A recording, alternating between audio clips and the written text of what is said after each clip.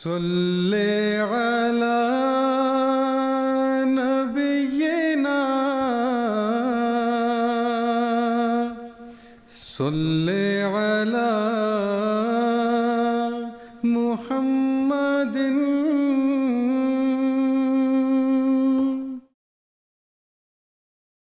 Chers téléspectateurs, assalamu alaikum wa rahmatullahi ta'ala wa barakatuhu. Bienvenue sur le plateau de cette nouvelle émission de MTA Africa. Ahmadiyya, la renaissance de l'islam. Une émission qui comprend plusieurs sous-thèmes. Le thème d'aujourd'hui est quelles sont les croyances de la communauté musulmane Ahmadiyya. Pour ce faire, nous avons nos frères invités ici sur ce plateau. Il s'agit de M. Nouruddin Bari Sahib, missionnaire de la Jamaat islamique Ahmadiyya, Sénégal. M. Nouruddin, nous vous remercions d'avoir accepté notre invitation et assalamu alaikum wa rahmatullah. Wa alaikum salam wa rahmatullah wa barakatuh. Merci beaucoup. De l'autre côté, nous avons Oustaz Omar Diop. Oustaz Omar Diop, nous vous disons bienvenue sur le plateau et aussi nous vous remercions de votre acceptance d'avoir venu sur ce plateau. Assalamu alaikum. Wa alaikum salam wa rahmatullah. Merci beaucoup. Chers téléspectateurs, dans nos précédentes émissions, nous avons discuté concernant les croyances de la Jamaat islamique Ahmadiyya, parmi lesquelles on peut citer que la Jamaat islamique Ahmadiyya croit aux 5 piliers de l'islam. De même aussi, la Jamaat islamique Ahmadiyya croit aux articles de la foi. Et aussi, le Coran est le même Coran qui a été révélé par le saint prophète Muhammad sallallahu alayhi wa sallam. Donc, pour ce faire, nous voulons sans tarder demander à notre cher invité, M. Nouruddin, de nous donner des éclaircissements de ce qui nous différencie entre les non-Ahmadis, frères musulmans. Merci beaucoup pour cette invitation. Donc, de demander à Allah subhanahu wa ta'ala de nous aider, de pouvoir vraiment vous expliquer aussi les croyances de la Jamaat islamique Ahmadiyya. Comme vous l'avez si bien dit, on a montré beaucoup de points communs entre nous et les autres musulmans orthodoxes. Donc, en ce qui concerne la foi, en ce qui concerne les piliers de l'islam, on n'a pas de différence. La différence entre nous et les autres, c'est quoi? C'est toujours comme notre thème, la renaissance de l'islam. Ils attendent l'arrivée des réformateurs et ce réformateur, maintenant, ça sera qui? C'est ça qui a fait la différence entre nous et les autres. Parce que les musulmans orthodoxes, ils attendent l'arrivée de Jésus-Christ, qui était un prophète de Bani Israël, qui va revenir pour la réforme de l'islam. Mais nous avons vu à travers Hazrat Mirza Ghulam Ahmad que ce réformateur-là, c'est quelqu'un qui est issu de la communauté de Mohammed sallallahu alayhi wa sallam. Parce que pour eux, le prophète qu'ils attendent, Jésus-Christ, Isa ibn Maryam alayhi salatu wa sallam, Allah subhanahu wa ta'ala nous a montré dans le Saint-Coran plus de 30 versets du Saint-Coran qui montrent que celui-ci est mort. Et nous savons pertinemment que quelqu'un qui est mort ne devient pas de ce bas monde. Donc voilà la première différence d'abord entre nous et les autres musulmans.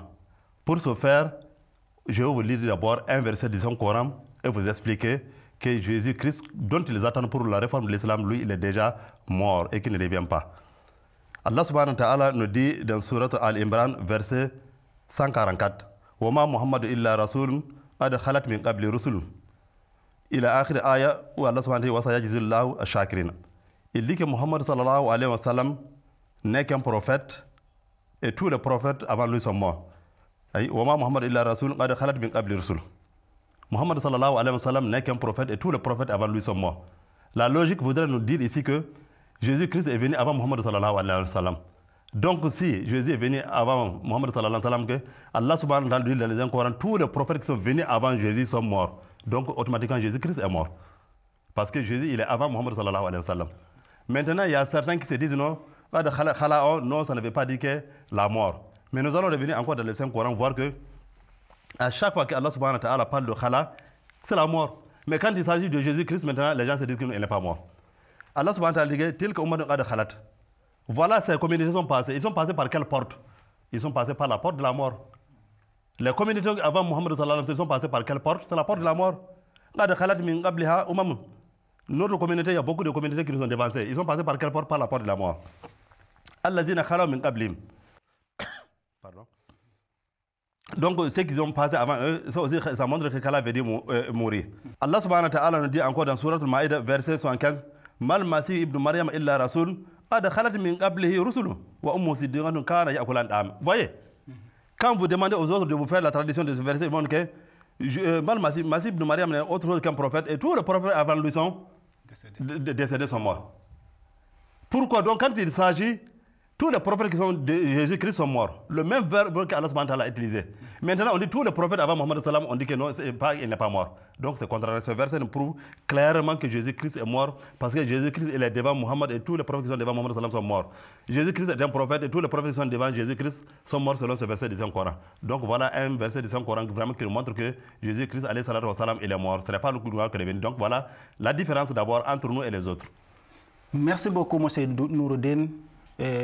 Vous avez bien expliqué et merci beaucoup pour votre excellent exposé. Vraiment, c'est clair.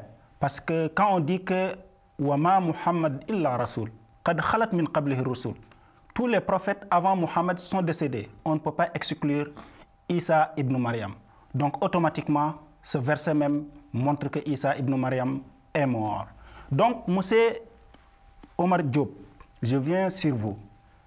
Si les non-Ahmadis disent que Issa n'est pas mort, automatiquement, ils vont argumenter. Pouvez-vous nous donner sur leurs arguments? Oui, bien sûr, M. Walid Sahib. Merci beaucoup. Parce qu'ici, il y a différentes idées concernant la mort de Jésus. Même si on prend les juifs, les chrétiens et les musulmans non-Ahmadis, ils ont différentes idées concernant sa mort. Par exemple, si on prend la croyance des Juifs, ils ont cru que quand Jésus est proclamé, Ya Bani Israël, inni Rasulullah ilaykum, Musaddiqan lima bayna yaday min at-Tawrat, eux, ils croient que Jésus, il est imposteur. Il est un faux prophète concernant, selon leur croyance. Ils expectaient, Élie, il va descendre au ciel avant la venue du Messie premier, Isa alayhi salatu wa salam. Donc là, ils n'ont pas accepté Jésus comme prophète véridique de Dieu. C'est ça qu'ils ont pris Jésus pour pendre pour qu'il va être maudit par Dieu. Donc ça, par résumé, c'est croyance des Juifs. Même chrétiens aussi, en même temps, ils ont cru que l'homme était héridé par le péché d'Adam. Comme Adam était péché, nous tous, nous avons hérité ce péché. Maintenant, Jésus est venu pour nous sauver de ce péché. C'est ça qu'ils ont cru que Jésus, il est mort sur la croix pour qu'il va sacrifier sa vie pour notre péché. Ça, c'est des pensées des chrétiens. En résumé, aussi, les musulmans non-ahmadis aussi, eux, ils n'est pas d'accord avec les idées des juifs et les chrétiens, mais eux, ils ont leur idée. Leur idée, c'est quoi? Pour eux, ils ont l'idée que Jésus, il n'était pas crucifié. C'était quelqu'un, l'autre, qui rassemblait Isa alayhi salatu wa salam, qu'il était crucifié.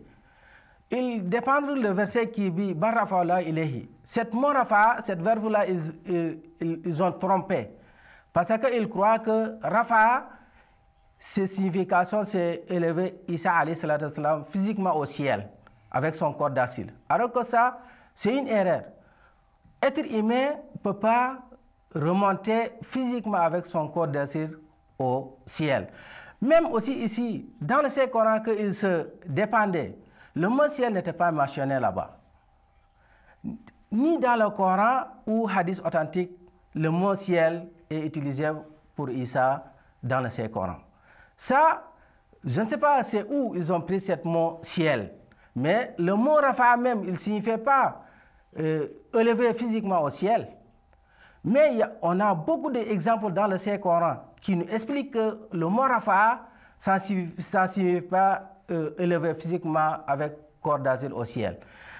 Par exemple, on a des exemples dans le Saint-Coran. Si vous partez dans le chapitre 58, verset 12, là-bas, Allah a dit « Yarfa'illahi lazina amanu minkum wa lazina utul ilmi darajat ». Vous voyez, Allah a dit « élèvera à des rangs éminents eux d'être vous qui croyez ». Vous voyez, les croyances, est-ce qu'Allah il a pris une croyance élevée au ciel avec son corps? Non. Mais ça, c'est une darajat, même Youssouf. Lui aussi, le messager prophète Youssouf, oui. Alayhi salam, même le prophète aussi, Allah a utilisé le mot Rafa. Par exemple, le Youssouf, il a dit Warafana makanan aliyah. Donc, Muhammad sallallahu alayhi wa sallam aussi, il a dit Warafana laka zikraka. Tout ça, c'est des versets qui amènent le mot Rafa, qui ne signifie pas élevé physiquement au ciel. Même dans notre prière aussi, chaque jour, on prie que Allah Rabbi Gfirli, Warhamni, Wajbuni, Warzuqni, Warafani. Est-ce que depuis que début de la création, on a vu quelqu'un que Allah il a accepté son prière pour élever physiquement au ciel? Ça nous montre que ces idées, ce n'est pas d'accord par le Saint-Coran, même par le Saint-Prophète sallallahu alayhi wa sallam, avec ses sahaba même, Jésus n'est pas monté physiquement au ciel. Merci beaucoup, M. Omar Diop. C'est vraiment clair. Et de par votre exposé, on peut comprendre que l'idée des musulmans non ahmadis d'aujourd'hui et les chrétiens concernant la mort de Issa ibn Maryam, c'est les mêmes idées. Les idées que le Saint-Coran a même enlevées, comme si on réfère par les versets que vous avez donnés. Parce que le mot Rafa'a, s'il est utilisé, vous avez bien expliqué que le ciel n'est pas là-bas. Donc, automatiquement, Issa n'est pas parti au ciel. Yarfa'ullahu allazina amanu minkum. Donc, Dieu va élever les gens qui croient parmi nous. On ne peut pas dire que tout le monde sont des mécroyants. Automatiquement, il y a des croyants dans ce monde. Qui a vécu un seul jour quelqu'un qui est en train de voler au ciel? Ça aussi, vraiment, vous avez bien argumenté. Et aussi, merci beaucoup encore une fois. Mais je voudrais aussi revenir sur vous, M. Omar Diop. Pouvez-vous nous ajouter certains versets aussi, parce que je pense qu'il y a plus de versets que ça qui parlent de la mort de Jésus-Christ. Oui, bien sûr, M. Wali Sahib, comme M. Nouruddin Sahib l'avait dit, Imam Mahdi alayhi salatu wassalam, il a prouvé plus de 30 versets dans le Saint-Coran qui prouvent que Isa alayhi salatu wassalam, il est mort. Donc, par résumé, on peut amener même beaucoup de versets, mais le temps se limite.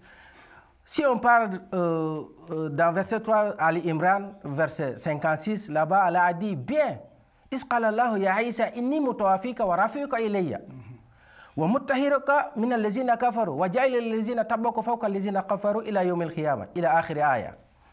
Là-bas même ça montre que Dieu a utilisé le mot tawafi avant le mot rafa. Dieu il a fait mourir Isa alayhi salatu wassalam avant qu'il élève lui spirituellement. Donc pourquoi ils n'ont pas pris l'ordre de cette verset coranique?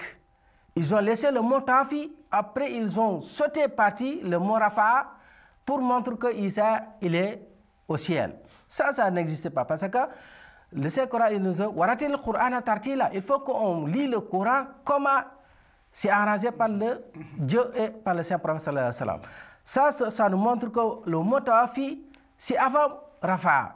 Ça veut dire que même si on utilise ce mot tawafi, il y en a beaucoup d'exemples que ça montre que le kalima tawafi ça ne signifie pas quelque chose. Si le mot n'amène pas une précision, karina, devant les, comme par exemple manam ou naum ou leil, là-bas, le mot, ça ne peut pas signifier quelque chose que la mort. Donc ici, le mot mutawafi, ça signifie la mort. Même Ibn Abbas l'a prouvé. Mutawafi ka yani mumin tuka. Masha'Allah. Donc, Masha'Allah, ça nous vraiment, prouve il y a pas mal d'arguments aussi, il y a pas mal de versets que vous pouvez nous présenter vraiment. Mais malgré le temps, vraiment, on va s'arrêter là sur ces arguments. Et aussi, vraiment, c'est trop clair.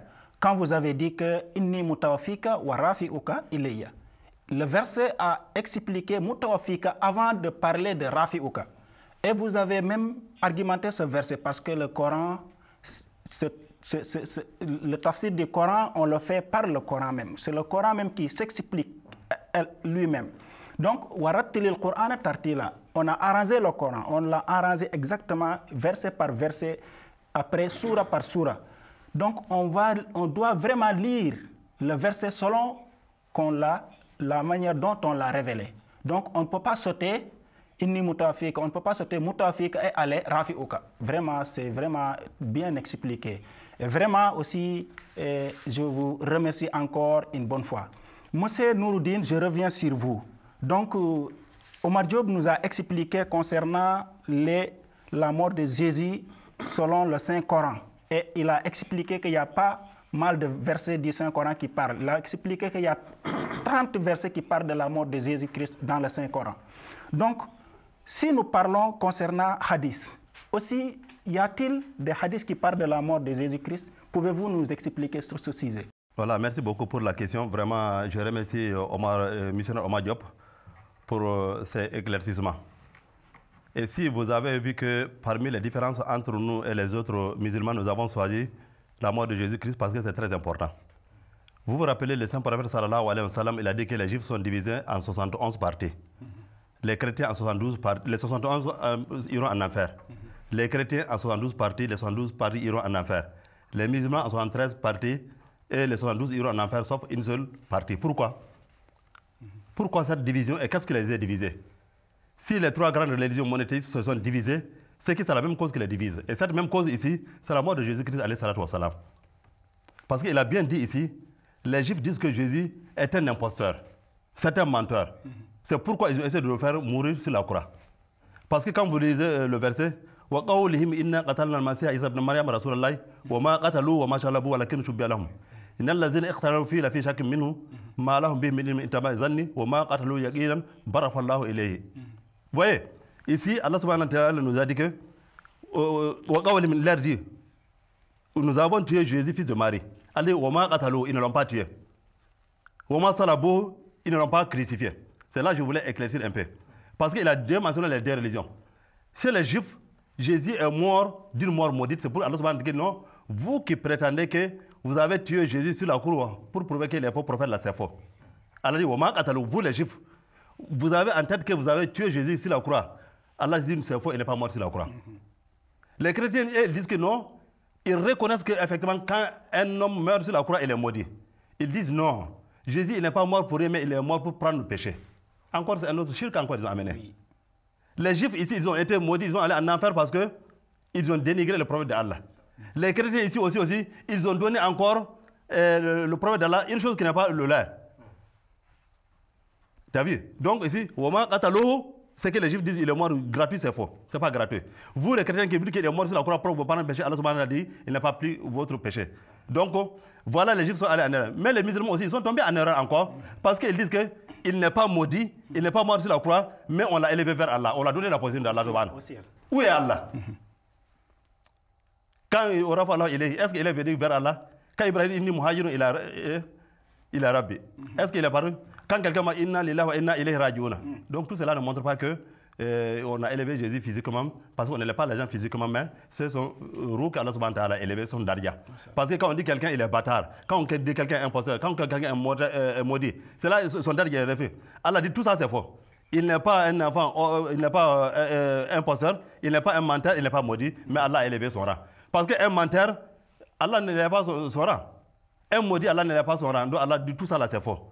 Vous les Juifs, c'est faux. Vous les chrétiens, c'est faux. Il n'est pas maudit, il n'est pas imposteur, mais Allah a élevé son Merci beaucoup. Voilà donc ce que je voulais ajouter en ce qui concerne ce que mon frère a dit. C'est clair, c'est clair. Donc, si vous me demandez... le hadith, voilà. Bismillah. Donc, maintenant, effectivement, le Coran a montré que Jésus-Christ, lui, est mort. Nous allons montrer encore un hadith qui est tiré du livre Al-Yawaqit wal Jawahir, volume 2, page 24. Le Saint-Parlement dit ici que si Moussa et Jésus étaient vivants, il allait être plus facile de me suivre. Si aujourd'hui Moussa et Issa étaient vivants, ils allaient me suivre. Qu'est-ce qui est plus clair que ça? Encore, on dit qu'il y a un autre hadith dans Khazul Umma, il dit ma min nafsin manfusatin fil yawmi ya'ti alayha mi'atu sanatin wa hiya yawma idhin hayya. Il n'y en a pas une âme aujourd'hui qui vit aujourd'hui, qui a vécu pendant 100 ans, qui est toujours vivante. Qu'est-ce qui est plus clair que ça? Il n'y en a même pas quelqu'un qui a vécu 100 ans aujourd'hui qui est vivant au temps de Mohammed sallallahu alayhi wa sallam. Alors que Jésus a vécu combien d'années avant d'arriver à Mohammed sallallahu alayhi wa sallam? Donc cela nous montre aussi vraiment, on a deux hadiths ici qui nous prouvent encore que Jésus-Christ, il est mort. Il est mort d'une mort naturelle. Merci beaucoup, M. Nouroudine. Mais sans vous laisser reposer, je voudrais relancer une question aussi vraiment concernant les prédécesseurs savants islamiques. Est-ce que c'est Hazrat Mirza Ghulam Ahmad, seul qui a parlé sur ce sujet, ou bien les savants ont dit quelque chose sur ce sujet concernant la mort d'Issa ibn Maryam? Donc merci beaucoup pour la question. Effectivement, quand nous tournons un peu dans la littérature islamique, nous allons voir un peu partout qu'il y a certains aussi qui ont parlé de la mort de Jésus-Christ, alayhi salatu wa salam. Mais comme Hazrat Mirza Ghulam Ahmad l'a fait, personne ne l'a fait parce que lui, dans les versets du Coran, il a plus de 30 versets pour montrer que vraiment il est mort. Donc, si nous voyons ici dans la littérature islamique, nous avons Allah Muhammad ibn Abdul Wahhab qui a dit ceci. Il dit Ma shahadatukum ala Moussa. Quel témoignage vous faites de Moussa? Ils dirent Nashhadu annahu Rasulullah. Nous témoignons qu'il est le messager d'Allah. Fama shahadatukum ala Isa. Quel témoignage vous faites sur Jésus-Christ, Isa alayhi salam? Nashhadu annahu Rasulullah. Nous témoignons qu'il est le messager d'Allah. Wa ana ashhadu an la ilaha illallah. Et moi je témoigne qu'il n'y a d'autre Dieu que Allah. Wa anna Muhammadan abduhu. Et que Muhammad sallam est son serviteur, wa rasulu est son messager. Asha kama ashu. Le saint prophète sallallahu alayhi wa sallam a vécu comme ils ont vécu, c'est-à-dire Moussa et Isa. Wa ma'ata kama matu. Il est mort comme ils sont morts. Voyez ici. Abdul Wahhab reconnaît ici que Muhammad sallallahu alayhi wa sallam il a vécu comme Isa a vécu, il est mort comme Isa est mort. Et Moussa est mort. Donc nous avons encore. Isa ibn Maryam est mort. Est mort. Parce qu'il a dit Asha kama ashu wa mata kama matu. La façon dont ils ont vécu. Comment ils ont vécu? Ils ont vécu sur la terre. Ils mangeaient ici, ils buvaient ici. Parce que c'est leur place ici. Donc Muhammad sallallahu alayhi wa sallam, ce qu'il a fait, il est resté ici, il mangeait, il buvait comme tous les autres. Il est mort comme ils sont morts. Il est mort où? Il n'est pas allé au ciel. Parce que comme Omar l'a bien mentionné, si vraiment il y a quelqu'un qui a cru en Allah, quelqu'un qui devrait être élevé, c'est Mohammed sallallahu alayhi wa sallam. Mais où est son corps? Physiquement, il est là. Mais Rouhani, Allah subhanahu wa ta'ala a élevé son âme. Nous avons notre Imam Malik aussi qui dit Wal aksar inna Isa alayhi salam lam yamut. Imam Malik, il dit que beaucoup pensent que Jésus n'est pas mort. Waqala Malik a dit Mata, lui il est mort. Il ressort ici, l'enfant de Imam Malik, il dit que les gens pensent, la majorité pense que Isa n'est pas mort, mais Imam Malik, lui, il dit que Isa est mort. Voyez. De même aussi, si nous voyons Imam Ghazal, il dit Amiru ila anna Isa mata. Je pense que Isa est mort. Wa annahu kasaril anbay, il est comme tous les prophètes, mata, il est mort. Wa rafia biruhihi faqad. Imam Ghazal dit que je pense que Isa est mort comme tous les autres prophètes. Donc quand les prophètes meurent, Allah subhanahu wa ta'ala élève leur âme. Donc il est mort, on a élevé son âme. À ta vie. Donc comme tous les prophètes. Il dit wa anna jismuhu fi masirihi ka ajsad al-anbiya kullah. Donc son âme est partie partout où les âmes des prophètes partent. Wa tanbiqu alayhi al-ayat innaka mayyitun wa innahum mayyitun. Il a amené un verset de Coran pour argumenter. Muhammad sallallahu alayhi wa sallam, vous êtes mourant et les autres ils vont mourir. Vraiment, merci beaucoup, mes chers invités. Merci à M. Nouroudine. Merci aussi à M. Omar Diop. C'était avec un grand plaisir que nous vous accueillons ici sur notre plateau de MTA Afrique. Chers téléspectateurs, je pense que vous avez tiré des leçons concernant le sujet qu'on avait traité tout à l'heure. Le Coran, ce qui nous différencie avec les non-musulmans, c'était le thème. Le Coran nous montre que Isa ibn Maryam est mort. Nous croyons à ça. Donc les non-musulmans ne croient pas. Les hadiths disent que Isa ibn Maryam est mort, comme les savants islamiques. Aussi, même Imam Malik même l'a expliqué clairement, comme notre invité l'a dit tout à l'heure. Vraiment, c'est clair et nous remercions encore une fois nos chers invités. C'était votre frère présentateur Wali Ndian. nous vous disons excellente suite de programme sur la MTA Africa. Assalamu alaikum wa rahmatullahi ta'ala wa barakatuhu. Salli ala nabiyyina, salli ala Muhammadin